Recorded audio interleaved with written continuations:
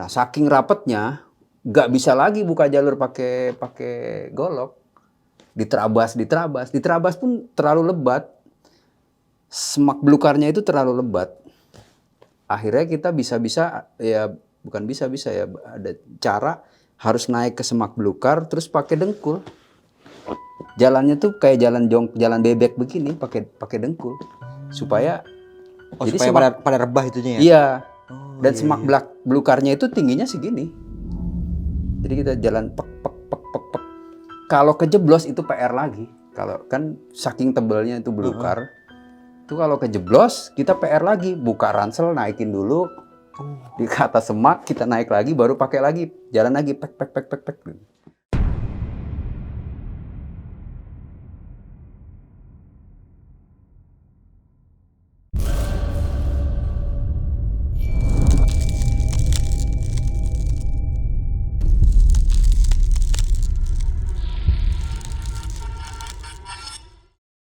Assalamualaikum warahmatullahi wabarakatuh. Balik lagi nih di Besok Pagi. Kali ini bareng gue Bang Mange, pria gemoy tanpa bahan pengawet. Gunung Merapi. Gunung yang terletak di Jawa Timur ini memiliki ketinggian sekitar 2.800 mdpl, yaitu meter di atas permukaan laut. Gunung ini berada di dua wilayah kabupaten, yaitu Kabupaten Banyuwangi dan Kabupaten Bondowoso. Dan lebih tepatnya gunung ini terletak di sisi timur Kawah Ijen. Gue juga baru dengar nih, ternyata di Jawa Timur ini ada gunung yang namanya Gunung Merapi. Nah, pada malam kali ini gue udah berhasil menghadirkan salah satu narasumber yang mempunyai cerita unik ketika melakukan pendakiannya ke gunung tersebut nih. Pasti teman-teman semua udah pada penasaran nih. Oke, langsung aja nih gue sapa narasumber gue pada malam kali ini. Selamat malam Mas Sugi. Malam. Apa kabar nih Mas Sugi? Baik. Alhamdulillah. Sehat Mas Sugi ya? Alhamdulillah. Udah berapa lama kita nggak ketemu? Dua bulan. 2 bulan ya, kurang lebih ya. Terakhir ketemu tuh di studio yang lama ya Mas Sugi ya? Mas Sugi mau berbagi sebuah cerita apa nih Mas? SAR lagi atau pendakian nih Mas? Jangan, kalau SAR tuh stoknya sebetulnya yang fenomenal udah habis. Kalau cerita SAR sih banyak, cuma yang udah diceritain di Besok Pagi tuh yang fenomenal aja. Yang sempat viral gitu ya Mas ya? Kalau sekarang sih saya lebih pengen cerita pengalaman saya awal-awal naik gunung ya. Naik gunung terus dulu tahun 94. 94 umur berapa loh? Umur gue baru 1 tahun masih gitu. 1 tahun. Gue kelahiran 93, 94, iya bener baru 1 tahun. Bukan pertama sih, tapi awal-awal yang udah ke beberapa kali. Jadi mungkin cerita ini lebih ke cerita pengalaman kelompok. Waktu itu ada syarat untuk perjalanan administration. Saya kan masuk organisasi, nah di organisasi itu ada satu syarat terakhir itu bikin satu manajemen perjalanan dan kita memilih Gunung Merapi di Jawa Timur. Oke, nah Mas gini, gue juga baru denger nih, baru tahu tadi, ternyata di Jawa Timur itu ada Gunung Merapi ya? Ada. Nah ini saya yakin sih belum banyak orang tahu tentang gunung ini dan mungkin masih di skip tuh. Jadi ini juga saya taunya saat memilih, kan dulu perjalanan itu kita dibebaskan memilih tujuan pendakian yang mau ke gunung mana. Nah awal-awal kita milih Raung. Saat itu begitu kita ambil peta Raung, 1 lembar peta Raung tuh, dulu kita kalau perjalanan tuh pakai direncanakan di atas peta topografi namanya. Nah ternyata sambungannya itu ada Kawah Ijen, terus kemudian ada gunung-gunung kecil dan ada gunung yang cukup tinggi, dan begitu dilihat ketinggiannya 2.800 sekian. Wah ini menarik nih, ya itu jadi latar belakang.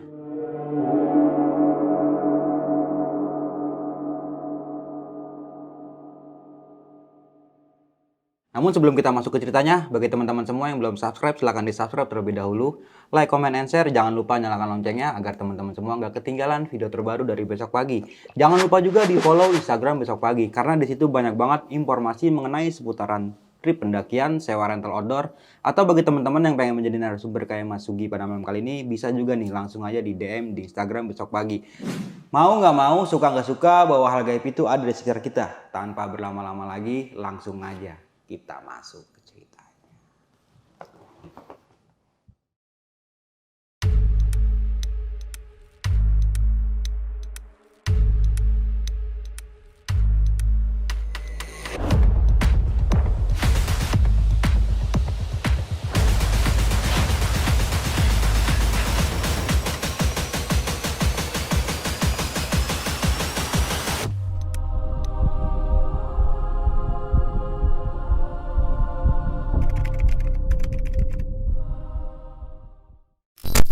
Jadi buat pertemuan saya kali ini mungkin udah beberapa kali ya.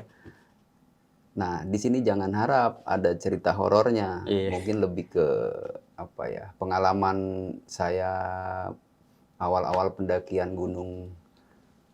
gunung. Nah, kemudian saat itu juga saya sempat mengalami survival lah, kehabisan logistik dan dibilang tersesat enggak, tapi saat di puncak itu kehabisan logistik terus mencari jalur turun itu nggak ketemu. Jadi cerita awalnya mungkin saya boleh dari awal ya.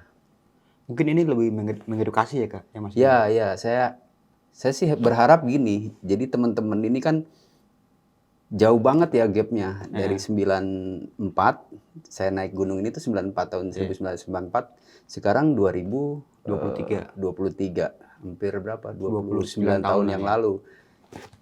Kenapa saya masih inget-inget karena ini fenomenal buat pribadi saya gitu. Pengalaman yang nggak mungkin kelupa. Nah mungkin saya coba mulai sambil saya inget-inget. Perjalanan ini tuh perjalanan satu syarat. Gampangnya syarat untuk pengambilan nomor pokok lah. Gitu. Nomor pokok untuk masuk ke salah satu organisasi. Nah, dalam perjalanan ini nih kita membuat satu manajemen kecil karena anggotanya waktu itu kita itu berlima. Jadi minimal 3 orang, maksimal berlima satu regu ini. Di situ dipersilahkan untuk memilih gunung mana yang bakal kita pilih, kita tuju. Nah, saat itu kan sebenarnya kita pengen memilih Gunung Raung, tapi begitu nemu petanya dilihat-lihat, ada yang lebih menarik. Ternyata ada sebelah timurnya Gunung Raung itu setelah Ijen, jadi Raung, Ijen, ada satu gunung. Begitu dilihat namanya Gunung Merapi juga. Jadi di Indonesia ini Merapi kalau setahu saya jadi ada 3. Di Sumatera Barat namanya Marapi, karena dia logatnya Padang ya, Marapi. Nah kalau di Jawa Tengah atau di Jogja ada Merapi. Nah, di Jawa Timur juga ada Merapi.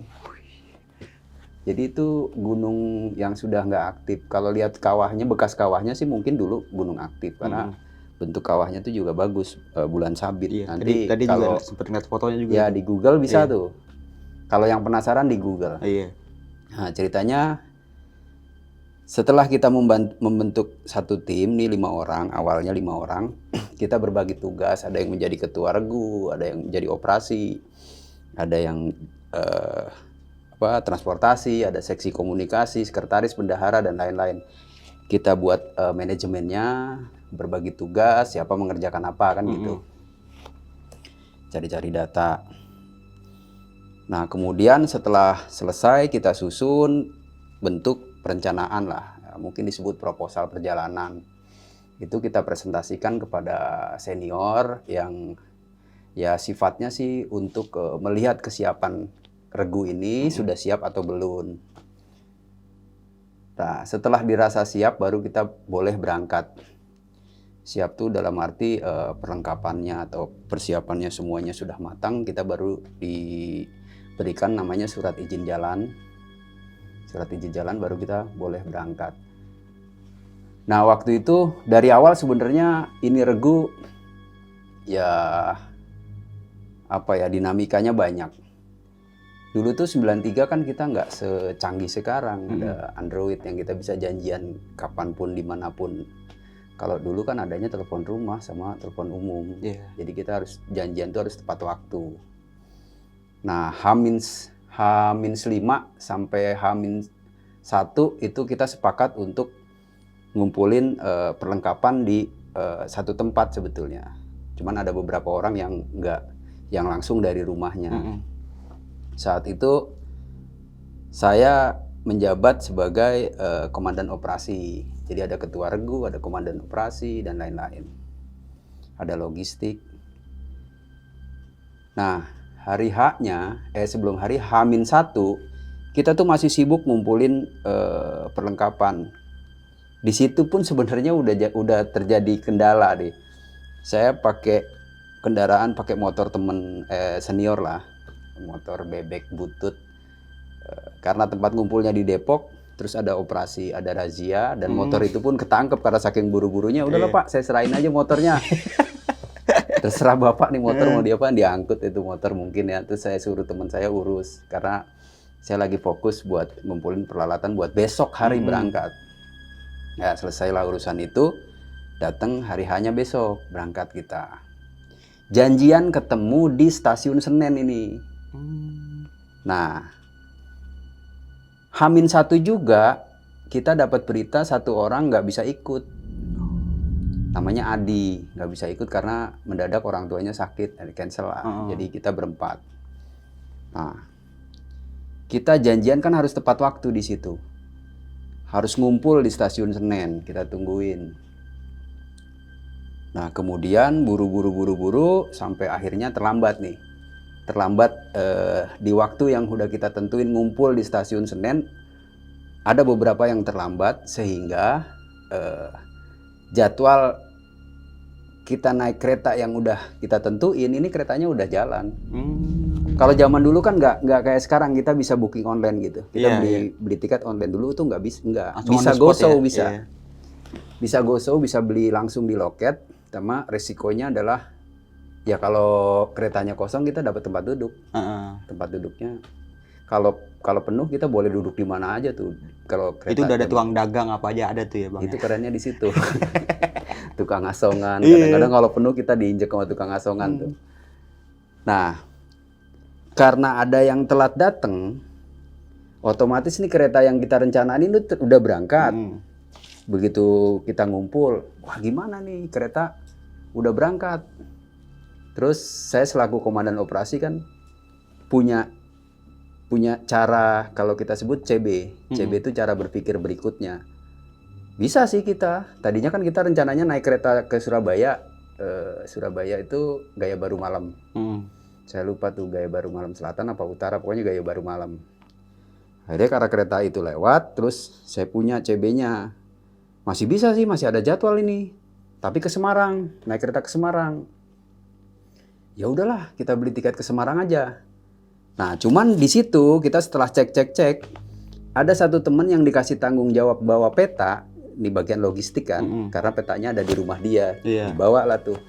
Si peta itu, peta yang udah kita rencanain buat dibawa, ketinggalan di angkot. Bisa kebayang, ini awal dari musibah nih, dari apalah berantakannya perjalanan ini nih. Cuman namanya anak muda saat itu kan gengsi, gimana caranya nih kita. Gak mungkin kan perjalanan gak bawa peta. Bisa habis kita nanti di sidang pertanggungjawabannya dan segala. Nah, balik lagi saya sebagai komandan operasi, ya kalau mau lanjut sih lanjut aja bisa. Gua masih punya nih peta cadangan, peta pribadi.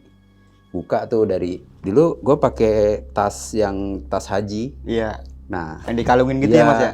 Itu gue lipet itu sengaja buat cadangan. Jadi peta itu kalau peta ini kenapa-napa, bermasalah atau kena hujan dan sebagainya, gue punya peta yang gue amanin buat pribadi. Jadi safety prosedurnya itu. Akhirnya berembuk nih berempat. Ya udahlah, jalan, tanggung lah, kita udah persiapan ini. Kalau kita batalin nggak mungkin juga kita bisa secepat ini jalan lagi.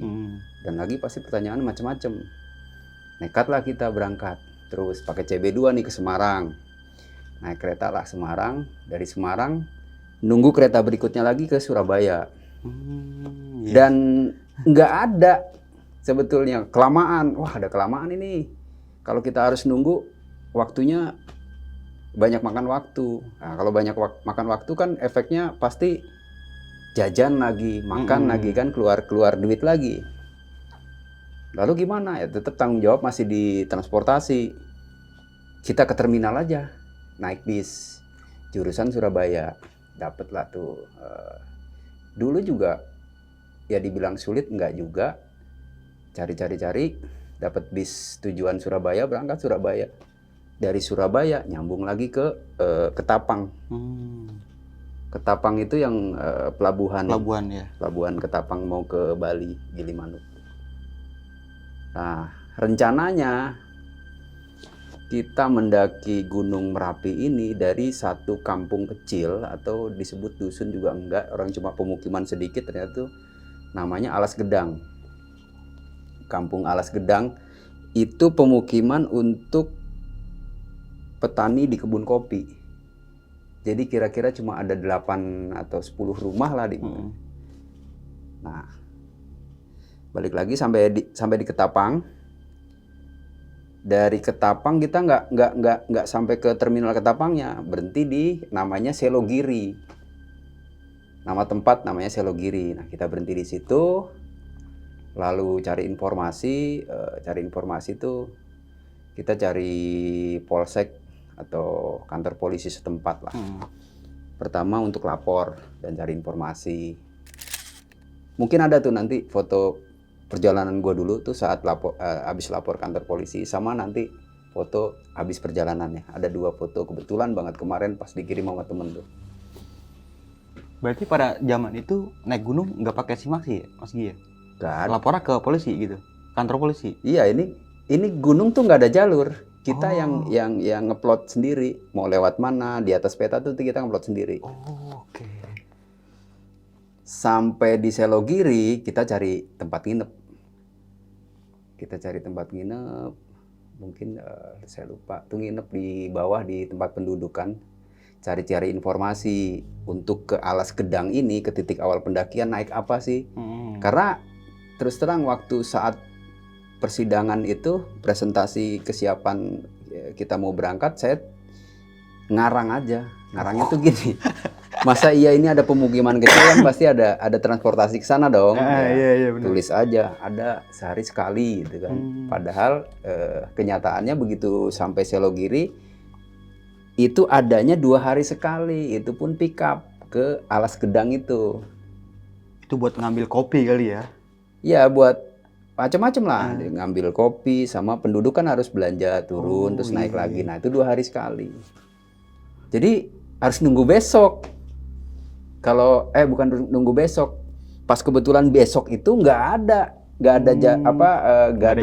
jadwal transportasi ke Alas Gedang. Iya. Otomatis lusa dong kalau kita mau nunggu kan. Di situ tuh yang kejadian yang kedua, mau nggak mau kita jalan kaki dari situ ke Alas Gedang. Gitu. Jadi dari Selogiri terus jalan kaki ke Alas Gedang nih. Berdebat lah di situ, lu gimana sih? Ya gimana? Mau cari informasi gimana? Ya ngarang aja. Yang penting sampai ya. Internet belum ada, susah. Yang penting sampai gitu. Yang penting sampai. Mau nggak mau kan persiapan logistik ditambah nih, makanan perbekalan beras yang kayak gitu beli di bawah di warung pinggir jalan itu. Ya udahlah kita trekking aja terus dari 0 meter berarti kan, karena jalan raya Ketapang itu di pinggir laut itu. Yang kalau kita dari Baluran ke Ketapang itu kan 0 meter semua, pinggir laut semua. Ya kan rata-rata. Otomatis tuh jalan kaki. Nah, resiko kita tempuh jalan kaki. Terus di tengah perjalanan kita dicegat ini di Selogiri. Jadi Selogiri itu nama desa apa kecamatan ya. Dicegat sama marinir, sama komandan marinir. Mereka lagi ada latihan tuh di situ. Dicegat tuh saya. Sob, kalian mau kemana ini? Saya bilang aja, mau naik gunung pak. Gunung apa? Setahu saya ndak ada gunung di sini, gitu kan, pakai rogat Jawa. Iya. Ada pak. Kalian ini ngarang. Mana ada gunung di sini? Saya bertahun-tahun latihan sini nggak ada gunung kan gitu. Emang itu ternyata tempat daerah latihan marinir. Iya. Nah, nggak usah banyak bahasa ini. Saya keluarin peta yang di kalung. Ini pak, maaf pak. Ini peta yang saya bawa. Di sini ada gunung namanya Gunung Merapi. Nah, tempat daerah nih kita di sini nih pak namanya Selogiri. Iya memang ini daerah ini namanya Selogiri. Kalian mau kemana? Ke Alas Gedang, gue bilang gitu. Oh, Alas Gedang masih jauh. Tapi saya nggak tahu di sini ada gunung, kata komandan. Udahlah, kalian jalan aja, jalan-jalan. Ya, udah makasih pak. Hati-hati kalian. Ya pak, ya basa-basi lah dikit. Nah, terus tuh jalan kaki sampai Alas Gedang. Nah, kira-kira sampai Alas Gedang itu sore. Jalan dari itu Dari bawah, dari Selogiri Selogiri bawah. itu jam berapa, Mas Gi? Siang lah, udah jam-jam 10-an. Cukup lama juga ya. Iya, karena kan harus beli makanan dulu tuh iya, buat mampir-mampir dulu tambahan. ya, iya. Karena yang tadinya kita pikir kita bisa makan di daerah di pinggir jalan, terus kita bisa naik mobil ke atas, ya kan nggak ada. Otomatis kan kita hitung nih seharian lagi nih kita jalan nih. Iya, berarti logistik tambah lagi sehari Tambah ya? lagi. Iya. Sama ya logistik tambahan buat di kampung Alas Gedang nanti tuh. Nah, ada lewat dari si Pak Komandan Marinir itu, terus kita dipersilahkan jalan. Sore lah sekitar jam 4 atau setengah 4-an gitu, setelah kira-kira habis asar lah sampai di situ. Nah, masih sepi kan, nah, kampung itu masih sepi tuh, karena ternyata kan mereka belum pulang dari ladang rata-rata.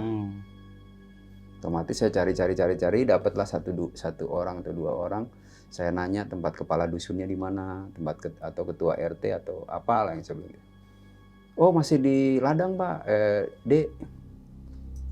Pakai bahasanya setengah Jawa, setengah Madura gitulah logatnya. Nah, dari sana kan rata-rata campuran tuh, Jawa campur Madura. Nanti aja tunggu. Nggak lama lah, sekitar mulai jam 5-an segala macam itu pada datang tuh, rame ternyata. Dan ramah banget penduduk situ tuh, Alas Gedang itu. Kita dipersilahkan nginep di tempatnya Pak RT, bukan RT sih, yang dituakan di situ ya, lah. Iya. Karena disebut RT kan belum, pemukimannya nggak banyak. Itu pemukiman untuk pekerja kebun kopi. Nah, saking wah ramah lah.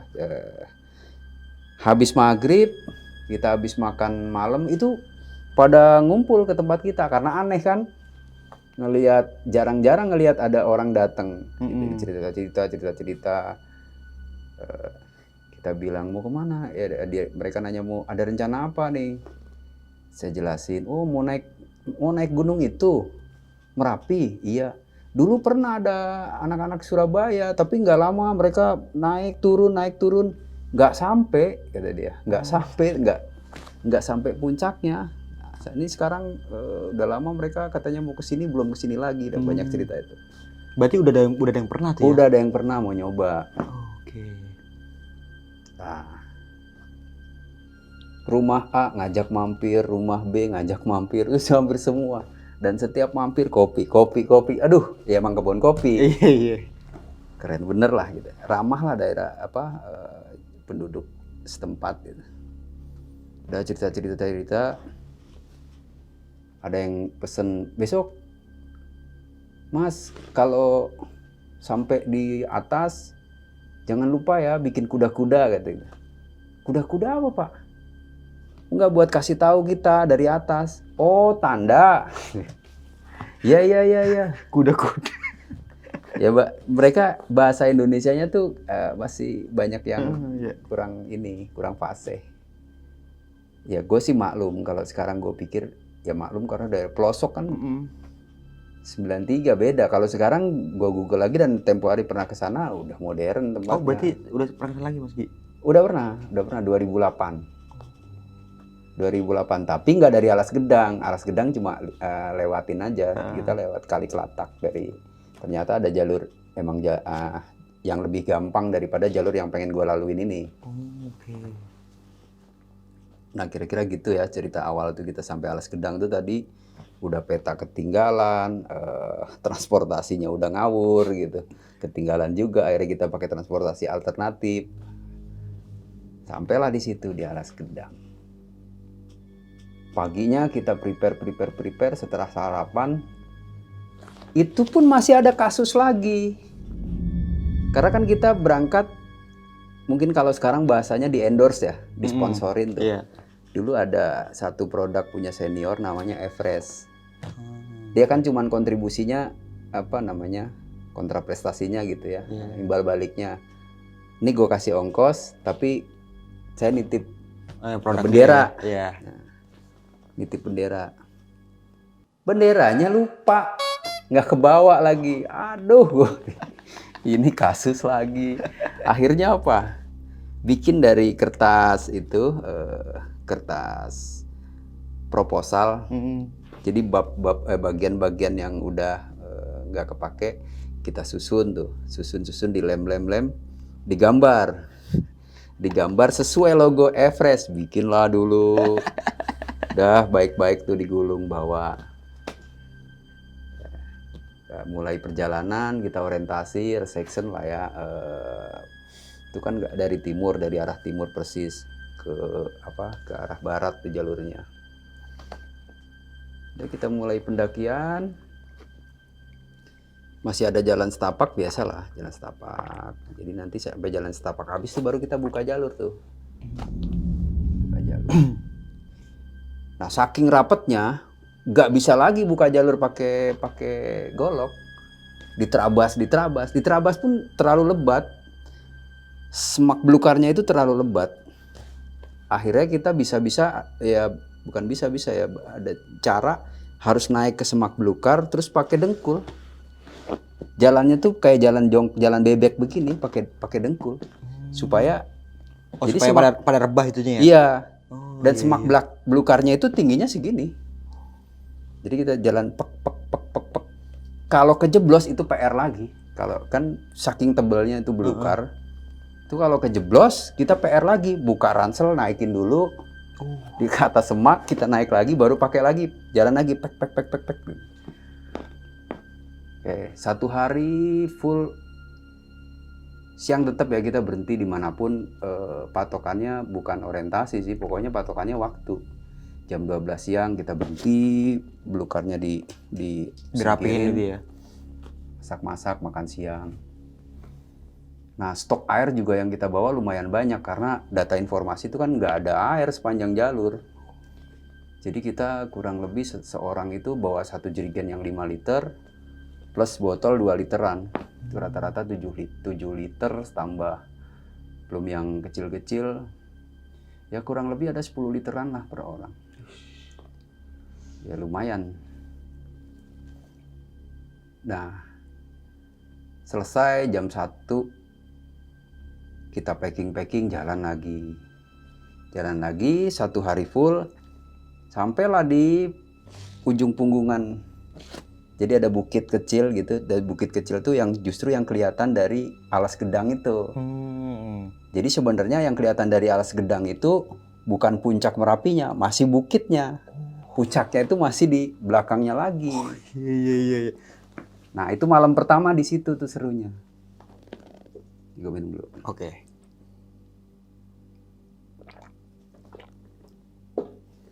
Begitu malam pertama, kebiasaan kita kan begitu mulai malam biasalah bikin api unggun, masak-masak, ngopi.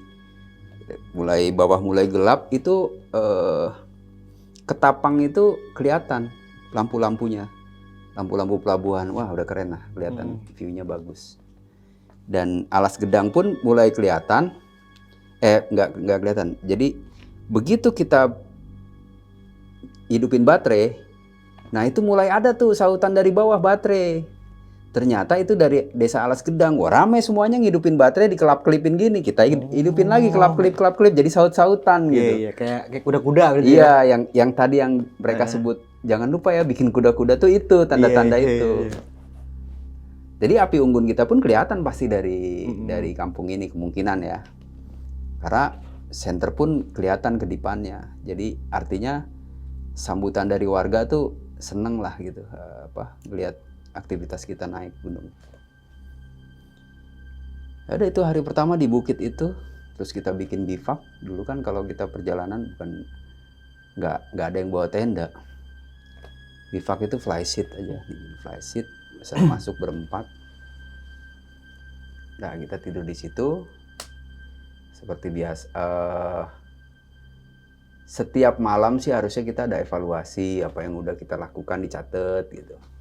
Wah ini meleset, ini udah banyak yang meleset perkiraan. Tapi dinamikanya ya di situ, itu malam pertama. Nah, lanjut lagi besok. Besok tuh udah nggak terlalu humusnya udah nggak terlalu tinggi karena udah nggak terlalu setinggi ini, tinggal semak belukar aja tuh. Kita ikutin punggungan, ketemulah punggungan yang dari Kali Kelatak.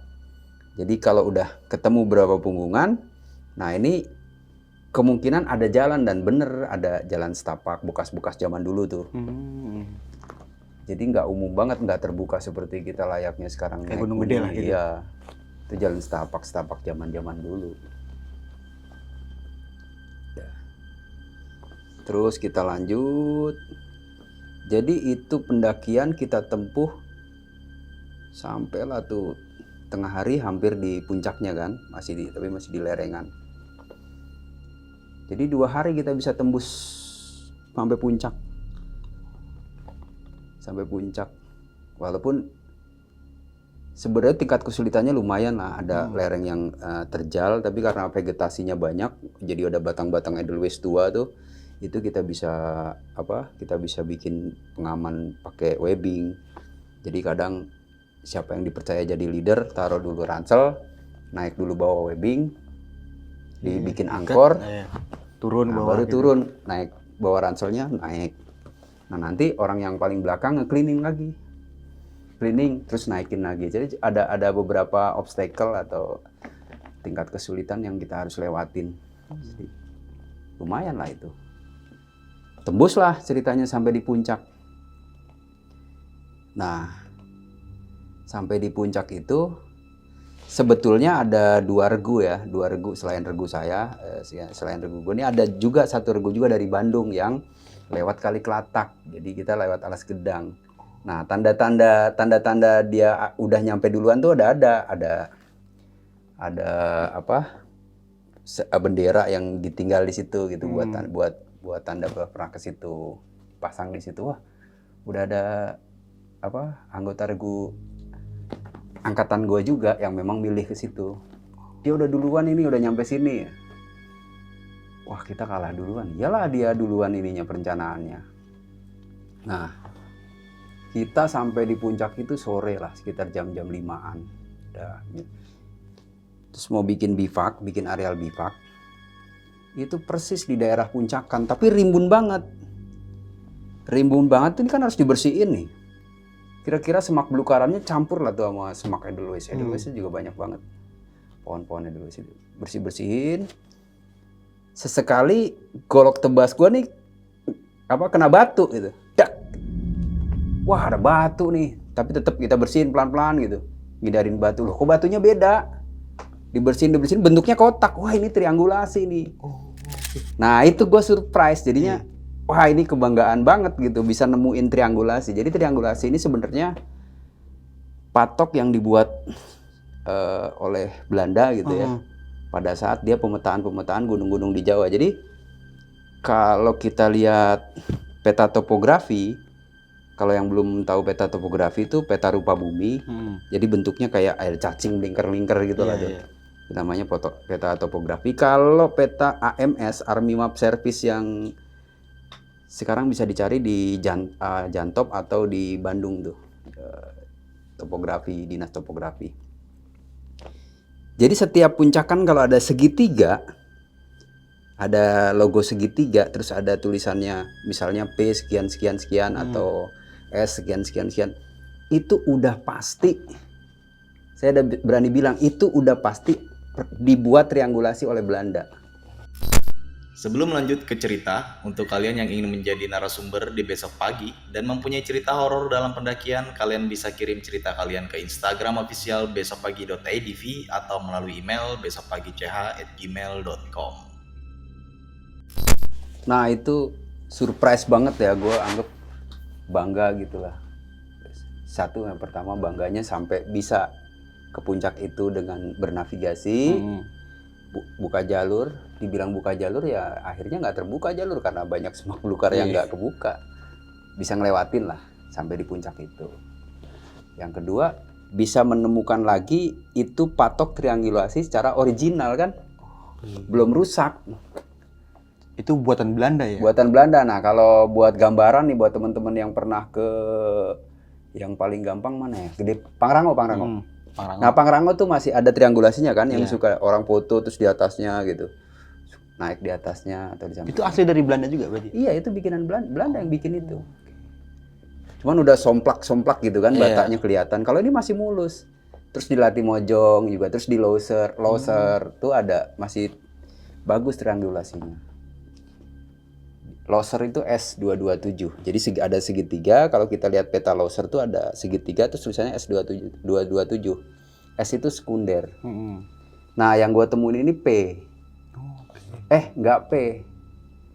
S juga karena P-nya di Raung. Oke. Jadi itu kan satu pegunungan Ijen tuh. Iya. Nah, yang tertingginya pasti Raung. Jadi kalau S itu sekunder, kalau P itu primer. P itu pasti yang di tertingginya, puncak tertingginya. Kayak Pangrango itu pasti P. Iya benar.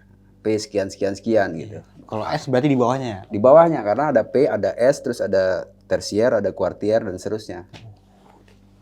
Itu topografinya rajin Belanda tuh, pemetaan. Jadi makanya saya berani jamin semua gunung di Jawa terutama ya, itu udah pasti dinaikin sama dia, sama Belanda tuh. Pasti udah ada jalurnya. Jadi boleh dibilang misalnya, wah gue yang buka jalur itu. Iya buka, tapi yang bikin bukan. Iya benar. Kayak Cibodas. Iya. Itu bikinan Belanda yang buka jalur itu. Ya orang Indonesia yang nebas-nebasnya. Iya, yang pekerjaannya. Di Gunung Gede juga kan ada triangulasinya dulu yang itu rubuh, ganti lagi, bikin. Di semua lah ada. Nah sekarang kadang gini, di satu puncak gunung nih, contohnya Gunung Salak. Gunung Salak yang masih ada tuh Puncak Salak 2, yang masih agak utuh walaupun udah boncel-boncel dikit. Jadi di kita itu ada mitos. Satu, kan ada orang yang bikin isu ya. Wah itu tuh tanda si Belanda naro buat nandain di bawahnya tuh ditanam harta karun gitu. Kan ada mitos begitu. Iya. Nah itu digali tuh. Padahal ya nggak ada apa-apanya orang triangulasi. Iya. Cuma buat penanda doang Iya, ya? nah itu yang bisa jadi hancur tuh. Oh, iya. Jadi di beberapa tempat, misalnya kayak di Gunung Kencana, terus ada di puncak mana lagi tuh, kok ada puncaknya bolong, ini saya curiga bahwa itu digali sama penduduk dikira harta karun, mau cari sampai juga nggak ada itu. Itu yang rusak tuh yang begitu. Tapi yang nggak ngerusak tuh, misalnya orang mempercayai, oh ini makam si Mbah Anu gitu kan. Nah itu kadang disulap jadi kuburan. Iya, dirapihin lah gitu ya. Iya, kayak Salak 1 tuh. Iya. Disulap jadi kuburan dan sekarang malah dibikin kuburan. Kadang-kadang yang begitu tuh, ya ini sih logika gue ya, mungkin nggak tahu lah, ditentang juga boleh aja sih. Logika aja. Orang mana sih meninggal dia angkat ke gunung gitu? Benar. Itu satu. Terus yang kedua ya, memang dulu orang nggak kepikir itu tuh pemetaan Belanda gitu, penandaan puncak gitu. Itu dibuat, mereka membuat itu. Jadi kita pikirnya orang dulu tuh simple aja, harta karun atau petilasan Mbah Anu gitu kan. Iya benar. Nah kayak gitu-gitu. Nah udah balik lagi ke cerita itu, gue nyampe di puncak Merapi. Akhirnya kita bikin bivak di situ, di pinggirnya si triangulasi itu. Nah, hitung-hitung, ternyata perbekalan kita udah habis tuh, stok perbekalan makanan. Kita tinggal ada, perbekalan cadangan. Jadi kalau kita dalam perjalanan itu selalu menganggarkan perbekalan cadangan. Jadi stok yang udah kita rencanakan hari pertama pagi, siang, sore, hari kedua pagi, siang, sore, hari ketiga pagi, siang, sore. Nah ini ada hari cadangan.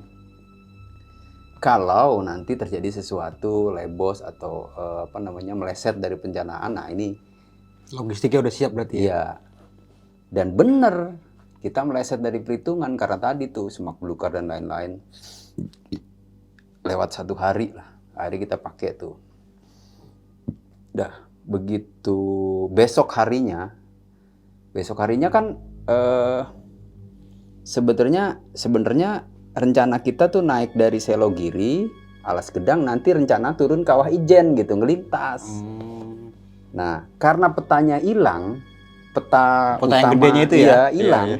Dan peta yang gua bawa itu peta cuman dari Alas Gedang, dari Selogiri, Alas Gedang sampai ke puncak. Putus, ini sambungannya nggak ada. Tuh, akhirnya hari itu seharian tuh kita habis sarapan pagi, kerasa kerusuk nyari. Lihat dari puncak Kawah Ijen kelihatan, cakep banget itu view-nya. Kelihatan deket gitu. Diturunin, blank, tebing. Cari lagi turun sedikit, diturunin, tebing. Akhirnya kita seharian ini muter-muter di situ aja tuh. Otomatis perbekalan cadangan kita habis dong, total habis. Dah, total habis tuh yang tersisa hanya tinggal gula dan susu. Air habis, gula habis, udahlah ini wassalam nih, kita udah ketar-ketir semuanya, deg-degan, udah sebel lah, udah panik. Namanya ya sepanik-paniknya kita pernah ikut pendidikan dasar kan, tetap bisa mengendalikan rasa panik. Iya. Dan disitulah gua bersyukur nih. Ya mungkin semua kita berempat di situ bersyukur. Nebas nyari jalan. Itu pohon arbai semua lagi pada berbuah, bagus, kuning. Jadi begitu nebas arbai banyak nih, petik makan langsung. Siang itu wah alhamdulillah panen arbai gitu. Jadi semangat lagi nih. Kita ketolong dengan arbai ini nih. Kalau kagak ada itu. Ya wah. Mau nggak mau Pak, ya gimana ya, itu gue udah nggak kepikir lah kalau nggak ada arbe itu tuh, ya mungkin ada lagi yang lain, tapi setahu gue nggak ada. Arbe itulah yang nyelamatin kita tuh. Panen udah panen kayak taman arbe aja, di mana-mana arbe itu banyak. Jadi seharian itu kita bukan nyasar ya, memang udah di puncak yang kita tuju. Nyasar tuh nyari jalan turunnya nggak ketemu, punggungan yang mau kita tuju yang kita plotting di peta itu petanya nggak ada, cari ngarang aja nyarinya, nggak ketemu, blank. Jadi seharian itu masih di situ sampai malam. Nah cuman kita antisipasi nih, begitu kita tahu udah nggak ada makanan, tinggal ada gula sama susu, air nggak ada, petik arbe sebanyak mungkin, taruh di dalam satu jerigen tuh. Jerigen hampir penuh. Udah cukup segini. Besok kita bisa cari lagi. Karena siang itu kita makan langsung. Nah, kan iseng begitu malam. Gimana nih nggak ada air? Ya jangan bego lah kita. Sini sal lu mana? Sal kita kan pakai kacu tuh. Ada nggak yang bawa kacu masih bersih, sal masih bersih, bandana? Biasanya selain bandana orange yang bandana perhimpunan atau bandana organisasi, ada juga yang bandana variasi kan. Ada nggak yang bawa itu? Oh bawa nih gue nih. Taruhlah di situ. Buat apaan? Sini gue kasih tahu. Taruh misting, terus kasih bandana, masukin lah ke situ tuh arbenya. So dari jerigen tuh keluarin, peres kan, keluar airnya. Lalu ampasnya kita pisahin, nggak dibuang. Peres lagi, dapatlah tuh setengah misting lebih tuh air, bagi-bagi nih, lu segelas, gua segelas ya, jadi minum dong. Ampasnya, nah ampasnya baru kita bikin api unggun tuh, kita masak di misting tadi tuh, kan ini lagi lembek lagi tuh, jadilah selai. Jadi makannya itu selai arbe, minumnya air arbe. Cuma saya nggak ada rotinya ya kan? Nggak ada. Rotinya nggak ada itu. Ya, nggak ada. Kita campur tadi masih ada gula sisa kan. Itu terselamatkan. Dan besoknya begitu lagi. Masih muter-muter di situ. Di sekitaran puncak. Belum nemu jalur turun. Udah makin panik kan. Rokok juga habis nih. Yang hobi ngerokok ini yang kayak gua segala macam kan. Ya udah pada rokok. Ya. Mau nggak mau tuh kertas lah dilinting buat ngelinting daun-daun arbe kering tuh daun edelweiss kering bawa ya kan, pohon edelweiss bawahnya tuh udah kering. Itu aja dikumpulin, dilinting, Enak? Enggak, mabok. Wah udah, yang penting ngebul lah. Iya benar. Oh ada satu lagi yang bikin ini antara lucu dan nyebelin. Ada temen gue namanya Iwan, ini kan bagian dokumentasi. Dia rajin dia motretnya, bagus juga motretnya. Nah dulu kan kamera tuh masih pakai kamera SLR kan? 35. Yang Kelis 35 bukan? 36. 36 ya? Iya. Ada 24, ada 36. Iya. Itu memang di manage banget tuh. Nah di puncak itu, di sebelum cerita yang itu, di puncak itu kan kita bikin foto, harus foto pakai Yang ini bendera sponsor itu ya, kan, iya. ya, sponsornya si Everest itu ya, mau foto di situ titik akhir untuk titik tujuan untuk meyakinkan kita nyampe di puncak. Pakailah si udah dibentang gitu, gua yang dapat giliran motret. Si kamera ini apa ya? Nggak bisa nutup. Jadi cetrak. Udah nih begini aja terus nih. Wah itu berantem gua sama dia. Kata dia, emang lu anjing lu nggak bisa lu. Ya sabar lah Le, ini bukan gua juga, gua kan tinggal jepret nih. Ya emang kau biang rusuh, apa pokoknya pembawa sial lah yo. Ya udahlah sorry. Pokoknya udah ribut terus tuh. Mulai dari awal, tapi ribut gitu, ribut seru lah. Antara mau berantem, antara udah iya reda berantem, pokoknya dinamikanya gitu terus. Udahlah kau jangan pegang lagi kamera ini. Kau disimpan sama dia. Cetak, bisa lagi tuh. Tapi hasilnya nggak kebakar. Hasilnya semua bagus. Cuma nggak tahu sekarang ada beberapa sih yang bisa diselamatin. Ya itu cerita itu ya yang tadi kelewat. Baru hari ketiga nih mau nggak mau kita nekat harus turun. Baru kita puter otak. Kita kan punya webbing satu-satu. Udahlah itu yang bawah kemarin tuh kita turunin aja. Kata dia, berani kau? Siapa yang berani? Ya gua lah yang paling kecil kau lah gitu. Ya udah kau turun lah dulu besok. Oke. Kumpulin webbing 4 webbing kan satu webbing 4 meter. Sambung kan 4, 8, 16 meter dong. Sama dikurangin buat simpul-simpul sama buat angkor. Karena tebingannya itu nggak tinggi banget tapi emang riskan. Kurang lebih sih tebingannya itu cuma 7 meteran lah. 7 meteran, setelah itu gampang tuh ke bawahnya sampai ke dasar. Udah kita nekat nurunin itu. Besok gua lah yang dapat giliran pertama. Kau lah yang paling kecil, turun pertama. Oke, ulang. Turun pertama, masih satu tali kan? Satu tali turun, bikin angkor turunin dah. Gue turun sampai di bawah, baru tuh ditarik lagi. Webbingnya satu-satu diturunin ininya, ransel. Ransel turunin, udah 4-4-nya. Udah nyampe 4-4-nya turun. Gue tengok ke atas nggak turun-turun nih, gue teriakin, woi ngapain sih cepet lah. Diem aja nih mereka. Weh anjing, turun lah. Masih diem aja. Baru dilempar sama dia tuh webbing tuh. Jadi double webbing kan. Kalau tali mah double rope gitu kan. Cuma diselempangin di batang pohon terus di double rope gitu. Turun sambil teriak-teriak, komando. Nyampe bawah, nyampe di gua. Ini dicorong-corong semua nih. Rupanya mereka diem itu semua. Oh, corong-corongan itu pakai arang, iya, pakai bekas ini api kebakaran. Bekas api unggun ya. Ya, nggak ada arang-arang bekas kebakaran tuh. Pakai itu tuh. Emang anjing lu pada lu. Tenang Le, kata dia. Tenang Le, kita boleh panik tapi slow kata dia. Ya udahlah. Hiburan Le gitu. Ya. Akhirnya sadar tuh kita bahwa ya dalam kondisi panik juga kita mesti itu juga ngeredam kepanikan, bisa bercanda lah. Kira-kira gitu tuh. Tapi akhirnya sampai turun ke bawah tuh, Mas Gi. Sampai. Karena setelah itu bisa dilaluin. Terjal sih tapi nggak bahaya lah, bisa dilaluin nggak pakai webbing. Cuma yang pakai webbing cuma itu doang. Dari kemarin tuh mikirin itu cara turunnya. Baru kepikir ya mungkin karena lapar kali ya, jadi bego gitu. Kita punya webbing, kalau dari kemarin selesai juga sebetulnya. Ya itulah, kita tersesat tapi ada hikmah. Bukan tersesat sih sebenarnya. Apa ya? Terjebak aja udah di puncak ini. Mau turun nggak tahu jalurnya kemana karena petanya nggak ada.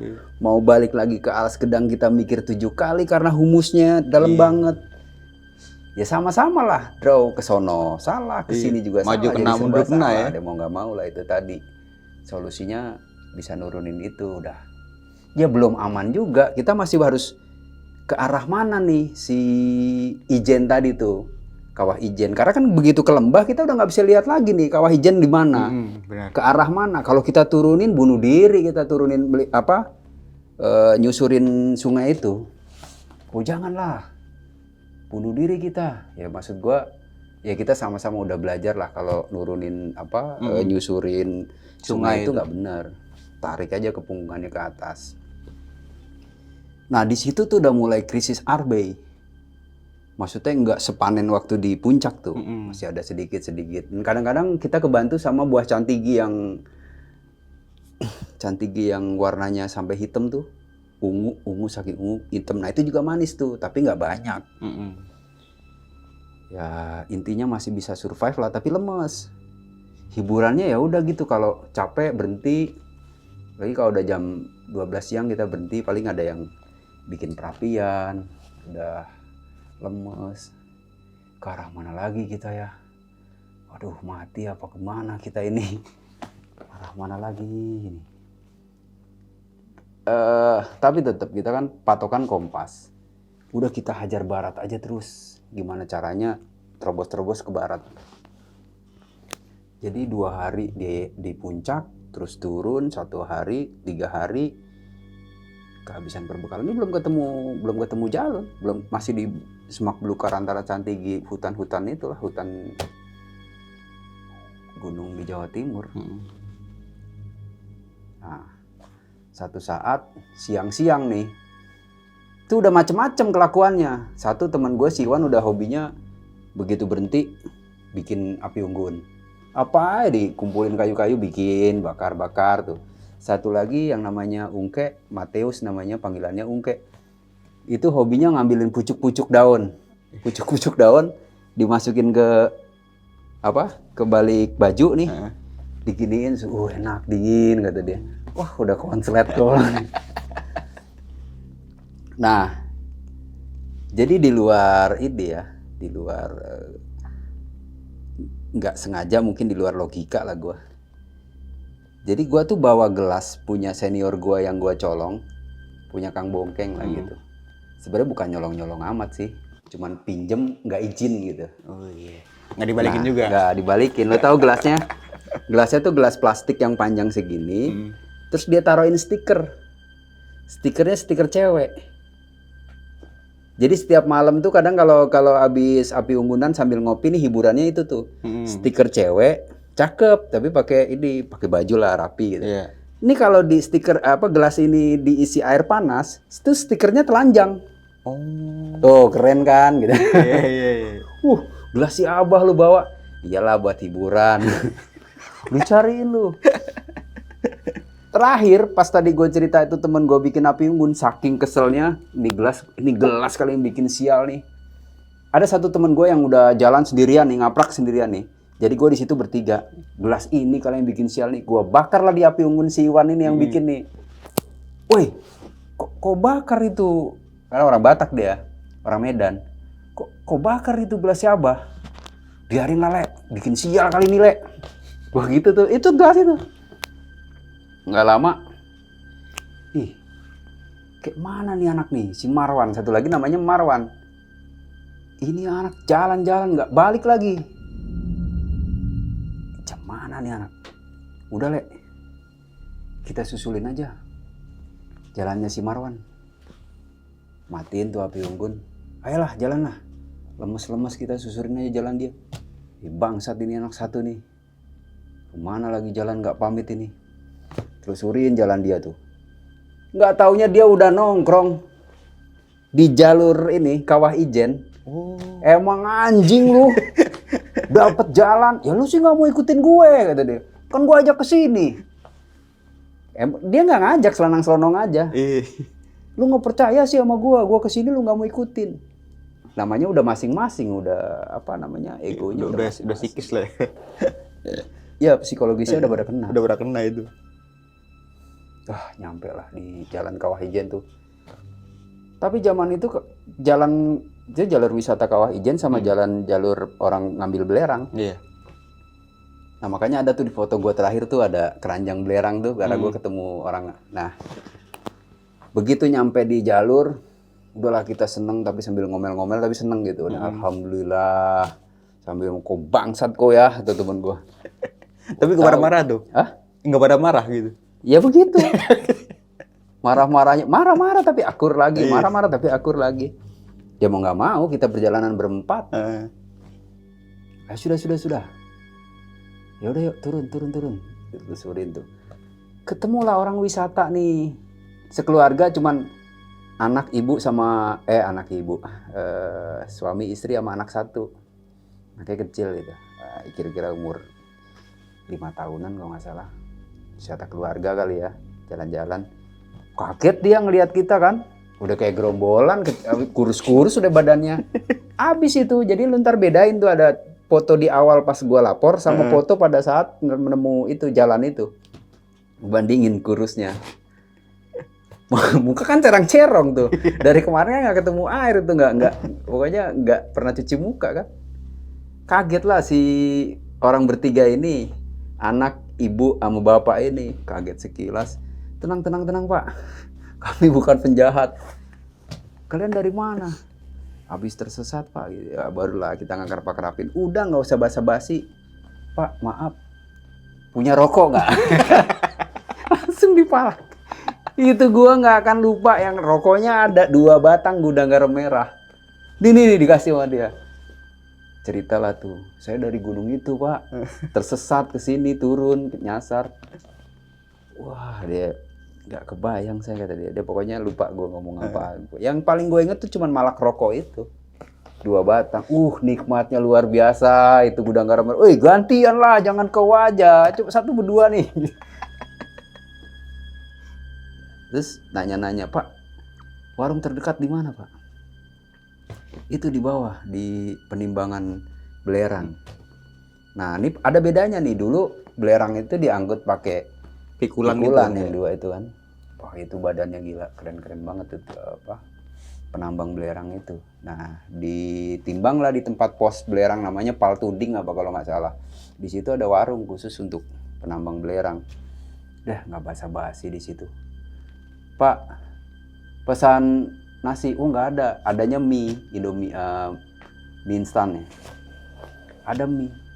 Ya udah Pak, bikin 4, telurnya masing-masing 2. Ini kalian dari mana? Nyasar Pak, dari Gunung Merapi. Dari sana, kan nggak ada jalurnya itu, kan nggak ada jalannya. Iya Pak, kami dari sana, dari Selogiri, bisa sampai sini. Ya udah sambil cerita udah dapat nih mie-nya, kita makan, nambah lagi semangkok lagi. Ya lo kebayang lah laparnya kayak gimana kan. Iya. Nah itu sampai di situ tuh ceritanya. Udah aman, perut kita udah aman, baru nyari informasi, turun pakai apa? Turun kan tetap jalan kaki tuh ke licin Jambu. Nama ininya. Nama kampung terakhir, desa terakhir yang di bawah tuh.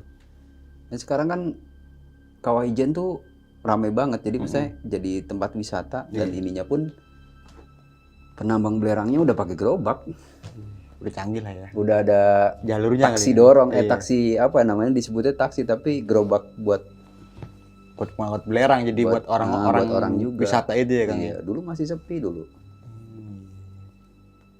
Nah itu yang cerita itu yang gua nggak pernah lupa. Itu di tahun 94. 94. Itu Mas Gi, 94 itu masih usia berapa tuh Mas Gi? Ya gua masuk ikut pendidikan dasar aja umur 23 terus 93. Ya umur 24 tahun. Mungkin ini apa sih kayak mungkin ujian terakhir kali ya buat pengambil nomor. Iya syarat organisasi masuk gitu ya. Tapi akhirnya pas turun gimana tuh sama senior? Ya itu nanti ada proses lagi bikin laporan perjalanan. Iya. Tapi sempet ngobrol sama senior kalau gue nyasar apa gimana. Ya harus laporan, disusun laporannya dan akhirnya belum nyampe situ. Jadi sebenarnya ini perjalanan tuh 2 rangkaian. pendakian gunung dan susur pantai itu. Jadi kita masih harus lanjut susur pantai. Begitu turun nyampe Paltuding, turun lagi sampai Jambu, licin ya. Terus ke Banyuwangi kan? Ke Banyuwangi. Nah, kita kenalan sama orang perhutani. Cuman begitu kita cari di bawah di Banyuwangi, ternyata orang perhutaninya lagi ada musibah, ada keluarganya yang kematian. Kita tadinya mau nginep di situ, nggak bisa nginep di situ. Kita carilah penginapan. Cari penginapan ya ternyata, wah itu brengsek itu. Di luar dugaan ya, kita nggak tahu ya, namanya anak muda. Dapat penginapan, mungkin orang nyebutnya penginapan esek-esek kali ya. Penginapan nggak tahu dah. Begitu malam itu kita keluar nyari makanan aja, tukang beca aja pada nawar-nawarin gitu, pakai bahasa Jawa. Tapi gue ngerti maksudnya, mas golek lonte tang. Golek lonte. Wah parah tuh. Jadi ini penginapan apa? Dan nggak bisa tidur malam itu, gatel kan, banyak bangsatnya segala macem. Temen gue yang anak Medan udah temperamennya kan tinggi tuh. Hotel macam apa ini, dibalik-balikin itu apa? Kasurnya. Udahlah, pakai matras kita aja, keluarin pakai matras kita. Ya besok udah diberantakin kunci tuh, kasih. Kita dijebaknya. Menginap di hotel apa ini? Emang murah banget sih, murah banget. Dulu tuh tahun segitu kalau nggak salah 150 rupiah. 150 perak. Iya. Itu semalamnya? Iya. Ya kalau sekarang mungkin 150.000 kali. Iya mungkin ya. Oke, itu menjadi suatu pengalaman yang masih berkesan sampai sekarang. Masih ya, inget, Mas Gi, ya? ya inget. Perjalanan itu. Walaupun nggak ada horornya nih ya. Nggak ada. Nggak ada horor sekali. Tapi kenapa nih Mas Gi lebih memilih Gunung Merapi itu ketimbang Gunung Raung nih? Karena unik. Bukan unik, belum terkenal gitu. Terus kan kita jadi disarankan gunung yang masih belum familiar gitu, belum terlalu dikenal orang. Mungkin Raung pada saat itu udah, ya Raung udah umum, semua udah tahu lah gunung-gunung favorit. Itu salah satunya Raung kan. Iya. Nah Merapi Jawa Timur kan ya lu sendiri aja masih asing. Nah, iya, tadi gue juga baru dengar itu masih emang ada ya, pas gue browsing lagi ya ada bener, ada di sebelah timurnya Kau Ijen ya. Berarti ya itu apa tadi Mas Ki? Apa tuh? Udah dijawab itu tadi ya, jawabannya itu? Iya. Oke. Milih yang masih asing namanya, baru gitu. Iya, gue juga belum pernah ke sana, jadi itu jadi tantangan. Dan itu juga udah disaranin sama senior ya, kalau bisa gunung yang nggak familiar lah gitu, kayak Ya, Semeru mungkin yang zaman itu masih familiar ya Mas Gi. Kalau kayak Semeru, itu sering banget. Iya, Gue apalagi gede ya. sebenarnya sebelum kesini udah pernah ke Semeru. Sebelum gue ikut pendidikan dasar pun gue udah pernah ke Semeru sendirian. Oke nih Mas Gi, berarti kan perjalanan ini kan 2 rute ya, ke gunung sama ke pantai ya. Ya. Nah satu lagi pas setelah turun Gunung Merapi itu, Merapi ya? Merapi. Gunung Merapi Jawa Timur itu, lalu sisir pantai itu.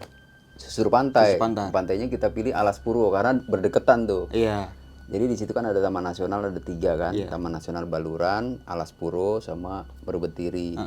Yang masih agak kurang familiar di telinga kan Alas Purwo tuh. Iya benar. Pantainya Pantai Alas Purwo yang kita pilih. Nah itu juga sebenarnya mistis. Kalau justru mistisnya di situ, teman gue balik lagi, gue ceritain mistisnya justru gue yang nggak ngerasain. Yang ngerasain tuh teman-teman gue. Jadi berarti malah banyak kejadian mistis pas waktu di pantai ini. Iya. Bukan di gunungnya. Tapi bukan gue yang ngerasain. Gue nggak bisa cerita. Tapi teman-teman ya. Iya. Jadi ceritanya gini. Setelah itu kita lanjut susur pantai. Singkat lah ceritanya ya. Susur pantai itu dari Gerajagan sampai dari Rajak Besi kalau nggak salah. Alas Purwo sampai ke Plengkung. Ada tempat surfing tuh. Nah kita susurin itu. Nah susur pantai lah tuh ya. Susur pantai. Tapi pasti sebelumnya kita isi lagi perlengkapan perbekalan buat susur pantai itu. Makanan dan segala macam. Kita mulai dari Rajak Besi terus ke arah timur ke Plengkung ya. Kerajagan. Nah ternyata kan lintasannya pasirnya itu kayak pasir gotri. Tahu gotri nggak? Yang bulat-bulat kecil-kecil tuh. Itu kalau diinjek cek, cek, balik lagi. Jadi itu kayak jalan tuh lama banget. Wah ini nggak beres ini. Nah akhirnya kita dapat satu malam ngecamp di pinggir pantai yang kita pikir bakal bisa ngobatin apa ya, Rasa capek ya. rasa trauma kemarin di gunung, malah horor. Karena kita ketemu penduduk tuh ternyata pantai Rajakwesi itu pantai tempat pertapaan. Banyak orang-orang bertapa di situ, ya, ngelmu lah. Jadi ternyata begitu diceritain makin horor teman gue ini. Udahlah besok kita pulang, besok kita udah nggak lanjut. Nah gue sebenarnya pengen nanggepin tuh ke orang kan. Gue tanggepin lah, kamu kalau mau cari ilmu di sini, kalau mau lihat macan putih, kamu di pinggir pantai gali, terus tanam badannya kelihatan leher aja, terus gini, nanti diem semalaman pasti dikasih lihat macan putih, terus macam-macam lah diceritain. Udah temen gue makin takut aja itu, manggil gue, udahlah kau yang begitu jangan kau ajak ngobrol. Nah dari situ tuh udah kita susah tidur semalaman karena cerita-cerita horor itu. Ya mau cerita horor juga gue nggak ngerasain, jadi nggak horor Kak. Tapi pas waktu di gunung selama mulai trekking awal pendakian itu sampai turun itu nggak ada kejadian-kejadian yang aneh? Nggak ada. Atau mungkin teman-temannya? Nggak ada juga mereka. Fine-fine aja berarti? Fine-fine aja, karena kan ini sih menurut gua, kalau kita jalannya bener tuh artinya dari pagi sampai sore istirahat, terus besok lagi pagi, jadi psikologis tuh terjaga, nggak ada pikiran macem-macem gitu. Ini sepengetahuan gua ya, bukan analisa lah ya, itu rata-rata yang kejadian horor tuh karena jalan malam, perilakunya ngaco, benar. niatnya aja mungkin niatnya nggak bener ya, itu jadi kejadian horor. Tapi kalau kitanya senang-senang aja gitu ya, nggak masalah. Enggak, tergantung dari diri sendiri berarti kalau kayak gitu Mas Gi ya. Iya. Iya benar sih. Oke. Mungkin itu aja kali Mas Gi ya. Bisa. Apa mau ada cerita lagi? Ada yang Cukup ketinggalan? sih. Cukup ya? Atau apa yang lu nggak ngerti, nyambung nggak kira-kira cerita gue tadi tuh? Nyambung sih Mas Gi. Cuma maksud gue sekedar ini aja ya, sekedar ini informasi aja bahwa dulu tuh begini pendakian, ya peralatan pun masih susah gitu, nggak kayak zaman sekarang. Dulu tuh keril aja masih Alpina gitu kan, sekarang kan cari Alpina udah nggak ada. Ada kopi satu. Itu juga sobek belakangnya itu. Gue sebut merek nggak masalah lah, itu udah legenda yang gitu. Jadi susah banget memang tahap-tahap itu. Berarti di zaman itu naik gunung emang benar-benar harus dipersiapkan berarti Mas. Iya, cari data informasi itu nggak segampang sekarang. Sekarang peta nggak ngerti-ngertinya orang juga Google Earth bisa gitu. Nggak ngerti topografi aja dia bisa nge-Google Earth, bisa oh ini Gunung Merapi tuh di sini, oh gunung ini tuh di sini, bisa kelihatan. Dan juga info tentang janjian di mana nih lebih gampang. Sekarang ya. Kayak dulu itu kan sempat ketinggalan kereta ya. Telat aja kita masih bisa, bentar ya gue masih OTW gitu. Dulu mana bisa, kalau lu nggak on time tinggal. Iya benar. Gitu. Tapi kalau perjalanan nggak serius ya, kayak kalau serius, kalau kayak ini kan gue, lu harus nyampe di situ gitu. Janjian kita harus tepat, harus ini bener. Karena ini kan emang perjalanannya emang udah sangat diperhitungkan banget ya Mas Gi ya. Dari mungkin sebulan sebelum hari mungkin udah dipersiapkannya. Iya lebih dari itu. Kan di tahun 94 itu kan mungkin kayak peralatan pribadi mungkin jarang mungkin Mas Gi ada yang punya ya. Jarang. Kecuali Mapala ya kan. Atau organisasi. Jadi, ya kan. Kalau dulu tuh, kalau sekarang pinjem-pinjeman tabu kan, maksudnya tabu sleeping bag lah pribadi. Kalau dulu sleeping bag masih bisa enak minjem kita. Keril apalagi, gue pinjem-pinjem masih bisa. Sekarang pinjem keril tuh kayaknya masa iya sih keril doang lu nggak mampu. Bener. Sekarang tuh udah beda.